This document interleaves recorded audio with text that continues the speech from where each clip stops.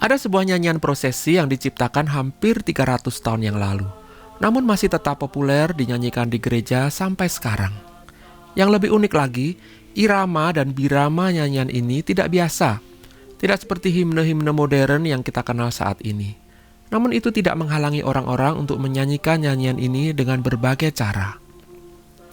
Nyanyian itu adalah Kidung Jemaat nomor 17 yang berjudul Tuhan Allah Hadir. Himne ini diciptakan oleh Gerhard Tersteegen pada tahun 1729. Selain sebagai seorang penulis dan pengarang himne, Tersteegen adalah juga seorang teolog reform dan sekaligus seorang mistikus, sebuah kombinasi yang agak tidak biasa. Mistikus adalah orang-orang yang merindukan kesatuan spiritual atau kesatuan rohani dengan Allah.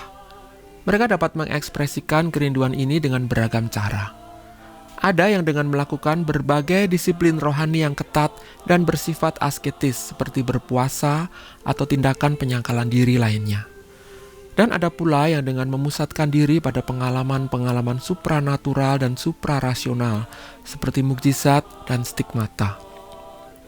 Tersteegen sendiri sepertinya melakukan semuanya kecuali mungkin yang terakhir.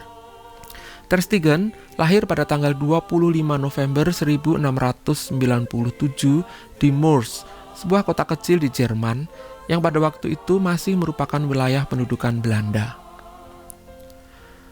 Sejak kecil ia sudah menunjukkan ketertarikan yang dalam pada hal-hal yang bersifat rohani, sehingga orang tuanya menyekolahkannya ke sebuah gimnasium, yaitu sekolah persiapan untuk masuk ke universitas, supaya ia kelak dapat menjadi seorang pendeta di gereja reform Jerman.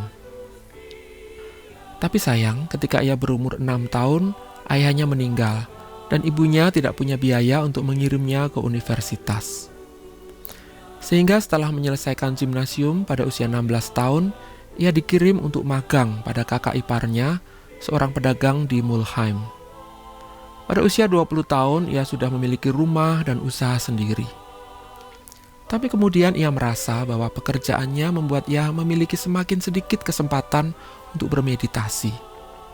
Sehingga beberapa tahun kemudian ia menutup usahanya. Selain itu, uangnya juga selalu habis karena dibagikan untuk orang-orang miskin yang dijumpainya di mana-mana. Dan ia sendiri hidup sangat sederhana, bahkan sempat kekurangan gizi. Gabungan semua hal itu membuat ia mengalami semacam mental breakdown atau gangguan jiwa dan jatuh dalam depresi rohani selama 5 tahun. Di akhir masa depresinya, ia mengalami pemulihan iman dan pendamaian dalam anugerah Kristus. Dan pada hari Kamis Putih tahun 1724, ia menulis sebuah perjanjian kudus dengan Tuhan yang ditandatanganinya dengan darahnya sendiri. Tahun-tahun berikutnya sampai akhir hayatnya pada tahun 1769, ia mengajar dari rumahnya di Mulheim yang menjadi tempat retret bagi orang-orang yang mencari Tuhan. Sambil terus menolong orang-orang miskin yang membutuhkan makanan dan obat-obatan, serta menulis dan menciptakan himne-himne yang berbicara mengenai pengalaman kehadiran Allah atau penyatuan dengan Allah. Salah satu himne pertama yang ditulisnya dan yang paling populer sampai saat ini adalah God ist gegenwärtig atau Tuhan Allah hadir, yang telah diterjemahkan ke dalam berbagai bahasa baik dalam bentuk asli maupun adaptasi. Sebelum kita memperhatikan syair himne ini, kita akan terlebih dahulu memperhatikan melodinya.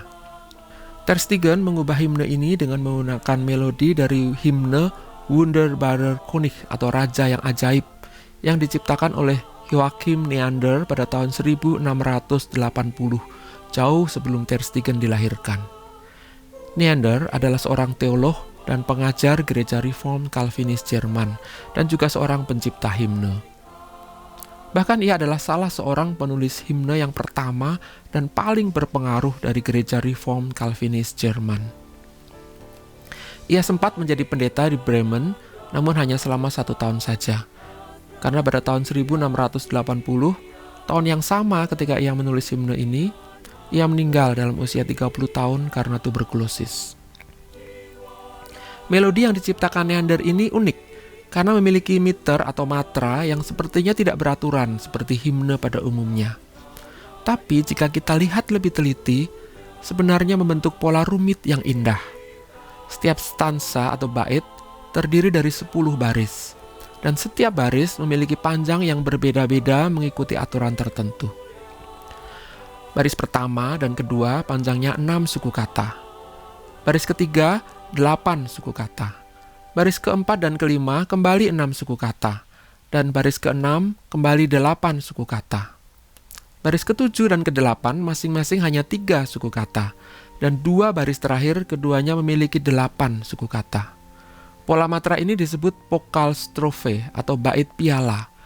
Karena jika digambarkan dari atas ke bawah, bentuknya menyerupai sebuah piala. Ini adalah salah satu bentuk puisi rumit yang sangat populer pada era barok. Irama dasar setiap barisnya disebut troke, yaitu setiap suku kata bergantian mendapat tekanan berat dan ringan. Diawali dengan tekanan berat di awal kalimat dan diakhiri dengan tekanan ringan di akhir kalimat.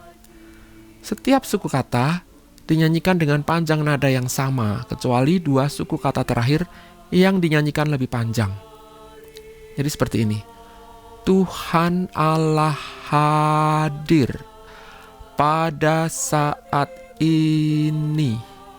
Hai sembah sujud di sini. Pola irama ini ditambah dengan melodi yang melangkah dari satu nada ke nada lainnya dengan interval 1-1, menciptakan suasana yang teduh, namun juga sekaligus dinamis. Sangat sesuai dengan syair nyanyian ini. Nyanyian ini terdiri dari 7 bait, yang setiap baitnya menggambarkan salah satu aspek kehadiran Allah. Dalam 3 bait pertama, kehadiran Allah diekspresikan dari sudut pandang umat dalam jemaat, menggambarkan kehadiran Allah dalam ibadah komunal di gereja. Karena itu banyak digunakan kata kami. Sedangkan dalam bait keempat dan selanjutnya, sudut pandangnya berubah menjadi lebih personal. Kehadiran Allah dirasakan dalam keintiman yang bersifat pribadi.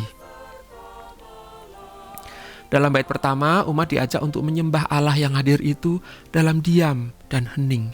Kita berdiri dan menyembah di hadapannya sambil merendahkan hati. Sedangkan dalam bait kedua, Allah yang hadir itu dipuji-puja dengan nyanyian gegap gembita. Dan jemaat diajak untuk bersorak bersama para malaikat yang menyanyikan suci, suci, suci untuk selamanya. Bait pertama dan kedua mengekspresikan kehadiran Allah dengan cara yang sepertinya bertolak belakang satu sama lain. Namun, bagaimanapun ekspresi yang kita pilih, apakah dengan keheningan atau dengan sorak-sorai, jika Allah sungguh hadir, itu artinya Ia menjadi Tuan, pemilik hidup kita. Seluruh tubuh, jiwa, hidup, dan kehendak kita harus ditundukkan di hadapannya. Bahkan segala hasrat dan keinginan yang sia-sia harus ditanggalkan. Ini adalah isi bait ketiga.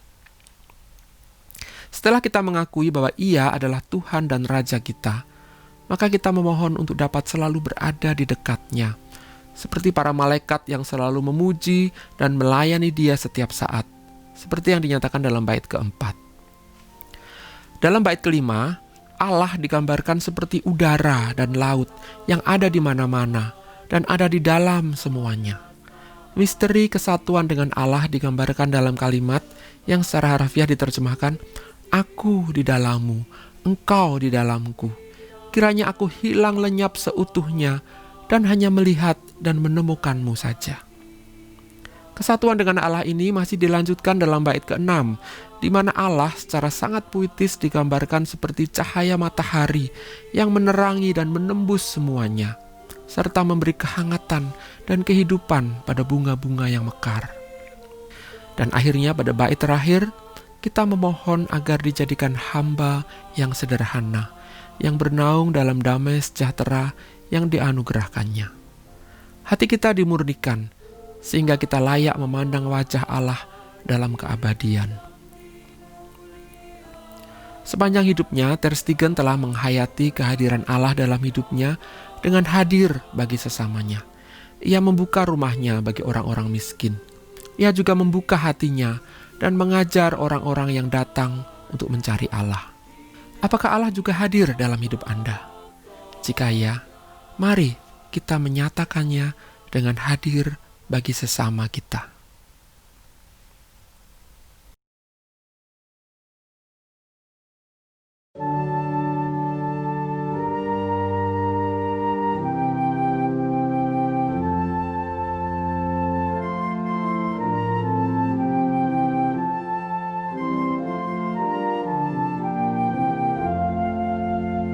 Tuhan Allah hadir pada saat ini.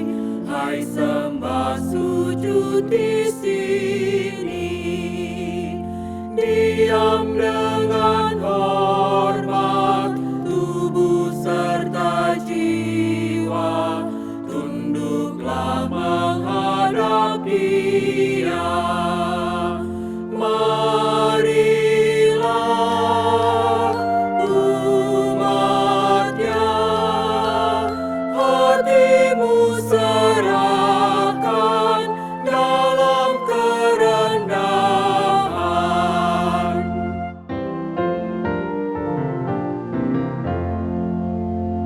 Tuhan Allah hadir yang dimuliakan dalam sorga siang malam. Suci, suci, suci untuk selamanya, dinyanyikan malam sorga. Ya Allah, terimalah pujian jemaat beserta malaikat.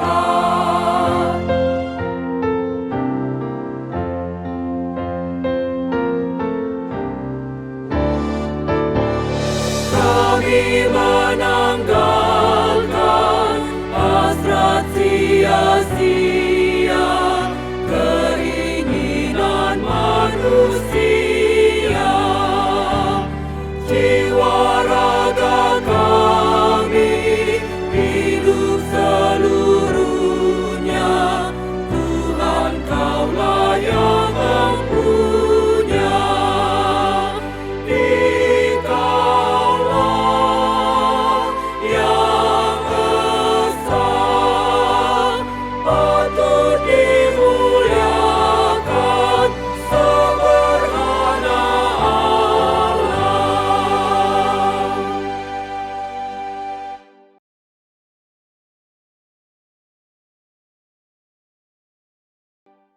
Diam dengan hormat, tubuh serta jiwa. Tunduklah menghadap Dia. Marilah umatnya. Sahabat, mari dukung pelayanan dan pekabaran Injil melalui YKB dengan membagikan link acara ini kepada sebanyak mungkin orang. Dukungan juga dapat saudara lakukan dengan mentransfer dukungan finansial ke rekening BCA ke nomor 450 305 2990 450 305 2990 atas nama Yayasan Komunikasi Bersama.